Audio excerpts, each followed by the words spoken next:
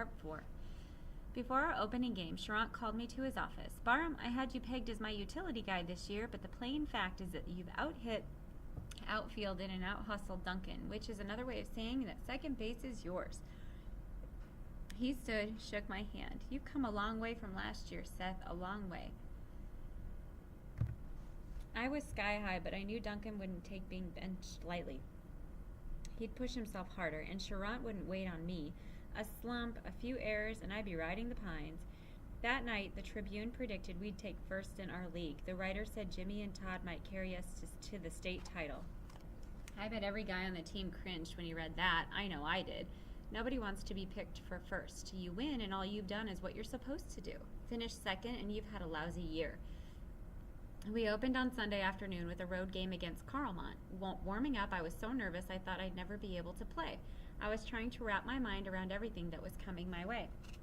22 games of batting, fielding, running. Little black spots danced before my eyes, and my ears started ringing. Jimmy sensed what was happening, and he pulled me through.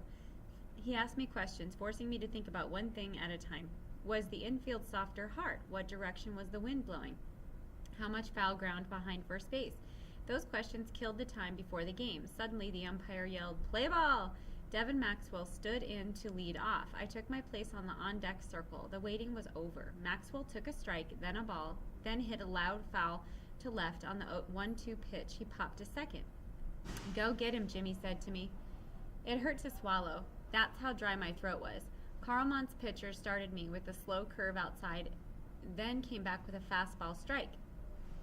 I fouled off the next fastball, then watched another curve dive into the dirt. The 2-2 pitch was a changeup that froze me. If it had been a strike, I'd have been caught looking, but it was high. I fouled a fastball into the screen, then drew a base on balls on a curve a foot outside. "Way to go, Seth," Charant hollered from the third base coach's box. He made me feel like I'd hit a home run. Jimmy worked the count, 2-1. I looked toward third. Charant flashed the hit-and-run sign as I raced toward second. I peeked over to make sure Jimmy hadn't popped up. The pitch was 2 feet outside. There was nothing Jimmy could do for me. I was on my own. A good peg would have nailed me, but the catcher's throw short-hopped the second baseman and the ball skipped into center field. I scrambled to my feet and took third without a throw. I was 90 feet from scoring my first run, and our big sticks, Jimmy and Todd, were both going to have a shot at knocking me in. The infield stayed back, willing to give up the run for an out. Jimmy blistered a drive down the third base line that landed just foul. He returned to the batter's box, but he'd used his best swing. He struck out on a curveball in the dirt. We needed a clutch hit from Todd, but he got under a fastball and lifted a routine fly that Carlmont's left fielder hauled in. Charant clapped his hands. "All right, time to play some D." It's hard to describe how incredible it felt to take the field with Jimmy in a varsity game. All those hours of talk, and it had come true. Our first baseman, Bob Durago, threw us grounders while Corey Russell took his warm-up tosses. When Russell finished, Lance Johnson, our catcher, fired a bullet down to me at second. The ball went around the infield and then back to Russell. Before the first batter stepped in, Jimmy tossed a little dirt in the air. "Wind shifting," he called. I nodded. Jimmy nodded back, then we both smiled. Carlmont's leadoff hitter laid down a bunt on a 2-1 pitch and caught Dan Hill, our third baseman, flat-footed. The Carlmont guy beat it out without a throw. It didn't faze Russell. He struck out the 2-hitter and popped up the number 3 guy. One more and we were out of the inning. But the base runner moved to second on a passed ball, and on the next pitch, the hitter bounced a seeing-eye grounder up the middle. They hadn't hit one ball hard, but Carlmont led 1-0. Bad enough, but then Russell threw a curveball that hung over the heart of the plate. Carlmont's hitter pounded it to deep left. I kept waiting for the ball to come down, but when it finally did, it was over the fence. Just like that, we were down 3-0. The score stayed 3-0 through the second and third innings. By the time Jimmy came to the plate to lead off the fourth, all sorts of crazy thoughts were running through my head. What if we didn't win? Not just that game, but any game all year. And what if we were total flops, the laughing stocks of the league? Carlmont's pitcher teased Jimmy with 2 slow curves that broke low and outside, but Jimmy laid off, and with the count 2-0, he was in the driver's seat. The pitcher wound, delivered, an aimed job that Jimmy laced into right center for a double. That hit brought us to our feet on the bench as Todd stepped to the plate. I saw him exchange a look with Jimmy. It was the same look I'd seen them exchange at the batting cage at Tom Wells. Carlmont's pitcher stretched, looked back at Jimmy, fired. Crack. The ball rose high against the sky. The left fielder took a couple of steps back, turned, and watched it disappear over the fence. Jimmy raised his hand in triumph and danced home. Todd kept his head down as he circled the bases, but he was beaming when he high-fived everybody on the bench. It was only the first game, but those 2 hits probably saved our season. Our backs were to the wall, and both our big sticks had come through. That gave the rest of us confidence. We scored 2 more runs that inning on the 2 walks and 2 hits to take a 4-3 lead. Russell shut Carlmont down in their half of the 4th, and we broke it open in the 5th. I popped up, but Jimmy stroked a double to left. Carlmont's pitcher wanted nothing to do with Todd and walked him on 4 pitches, but with 2 on base, he had to come in to Fred Pacheco, and Freddie drove the second pitch he saw into left center for a 2-run double. Our DH, Junior Tupou, ripped a single up the middle to bring Pacheco home. Dorrego popped up to short right. It should have been the second out, but the Carlmont guys collided. Tupou scored, and Dorrego ended up at third. Hill's ground brought home the 5th run of the inning. We ended up winning 10-3. The last out came on a little two-hopper to me. I didn't have a hit or make any great plays, but I was on the field shaking hands with guys after the last out, and that was plenty exciting. On the bus home, Jimmy and I rehashed the game. Then just before we reached Woodside High, he looked out the window. "I've been thinking of calling my father," he said. "Maybe asking him to come see a game?" He turned to me. "What do you think?" "Sounds like a good idea," I answered. He'd show if you asked him." Jimmy nodded. "Maybe I will." "You should," I said. "Really." He leaned back, closed his eyes. "I can't figure myself sometimes, Seth. When my father is around, I wish he would go away, but when I don't see him," he stopped. "Oh, I don't know." Chapter 2, page 143. With the first victory under our belts, a calm settled over the team. We were all business during practice. We knew we had a chance to be good, real good. One odd thing did happen, though. During the 2-mile run, Jimmy started off running stride for stride with Sharon, but at the half-mile mark, he faded, and on both Monday and Tuesday, he finished in last place, his fingers under his ribs. I wasn't used to seeing Jimmy come in last in anything. "Are you sick or something?" I asked him Tuesday. He waved me off. "I'm sick of running, that's all." You need 2 good starters and 1 solid reliever to go anywhere in high school ball. Corey Russell could pitch. Mike Radinsky could close games out. The big question was Alex Furman. Alex was a sophomore. On the freshman team, he'd been fast but wild. Being a little wild is okay. That wildness makes hitters hate to stand in, but if a pitcher can't get the ball over, the hitters take until the pitcher walks them or grooves the fastball. Our second game was at home against Sarah. It was a perfect day, not hot and not cold, but during warm-ups, Furman was sweating like a pig. Somebody should have talked to him the way Jimmy had talked to me, but nobody did. Sarah's leadoff hitter took 2 fastballs outside, then nailed the third to deep right center. Todd ate up ground and dived at the last second. The ball caught in the webbing. He did a double roll, then held up his glove for the umpire to see. You almost never see a great catch on the first play of the game. Fielders are just not completely ready, but Todd's play was up there with the greatest catches I've ever seen. I figured Todd's play would settle Furman, but the next guy hit a shot to third. The ball would have taken Hill's head off if he hadn't caught it.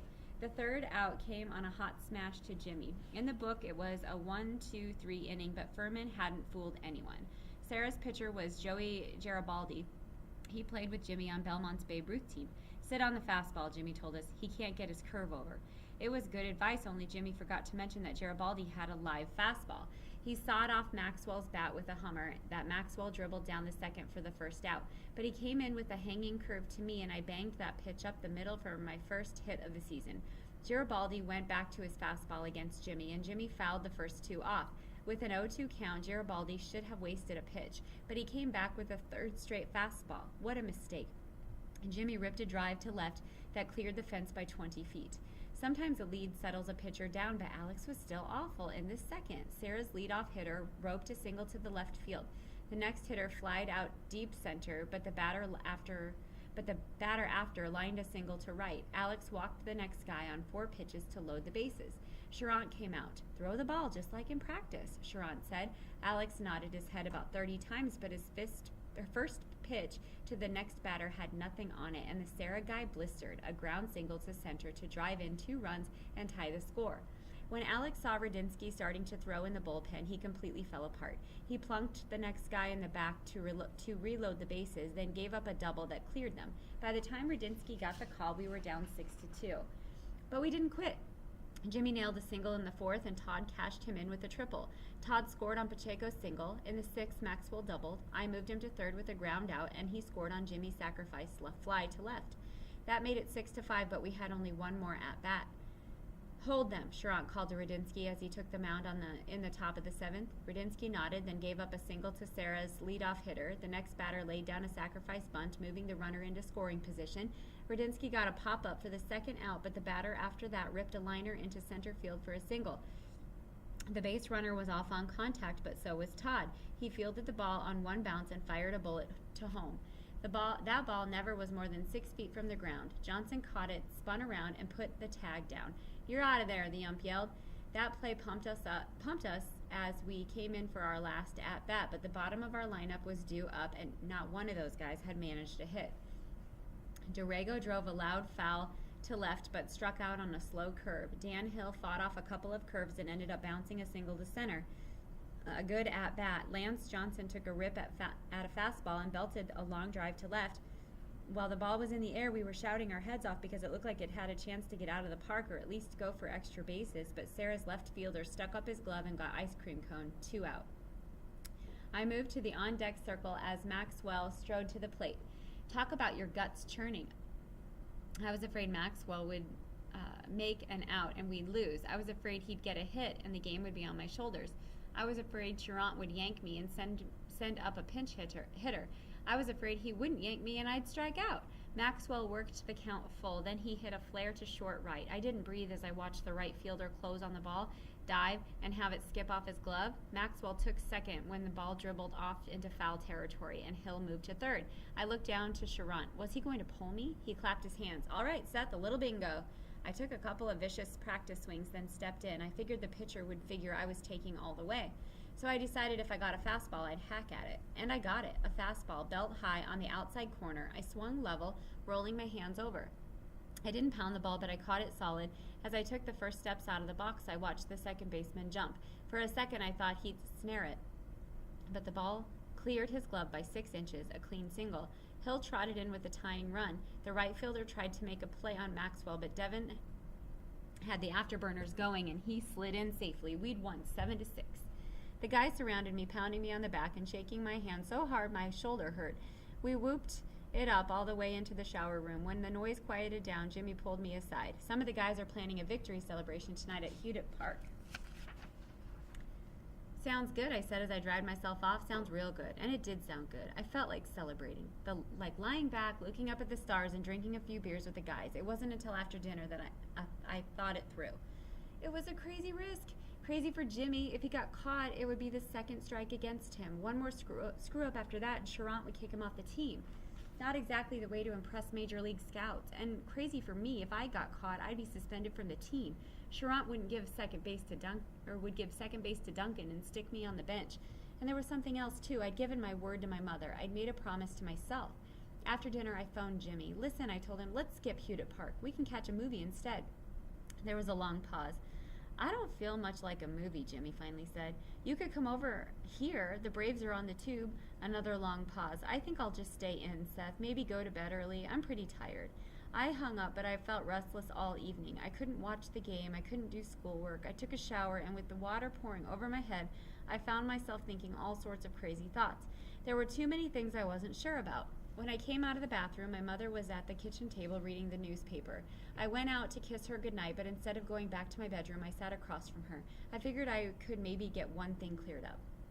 She put the newspaper aside. "Something bothering you, Seth?" "Not really," I answered, chickening out. She folded her hands in front of her. "Something's on your mind. What is it?"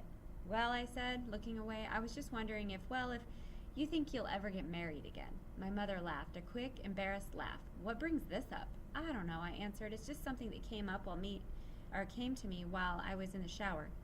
You don't have to answer if you don't want. It's no big deal." She opened her hands, put them flat on the table. "No, it's a fair question, so I'll answer. Yes, Seth, if the right man comes along, I will remarry. But I promise you it will not be until you've moved out of the house." I thought about that for a second. "Why not sooner?" "I don't know, just a sense I have, a sense that it would be better for you if I waited." She stopped. "Am I wrong?" "No, you're not wrong." She nodded. I didn't think I was. The clock ticked on the wall. "Anything else on your mind?" I shook my head. "No, nothing." She stood, kissed me on the forehead. Good, because I'm going to bed. She opened the kitchen door, but before she went down the hall, I called her back. Mother? What is it, Seth? Thank you. She smiled a smile I'll never forget. You're welcome.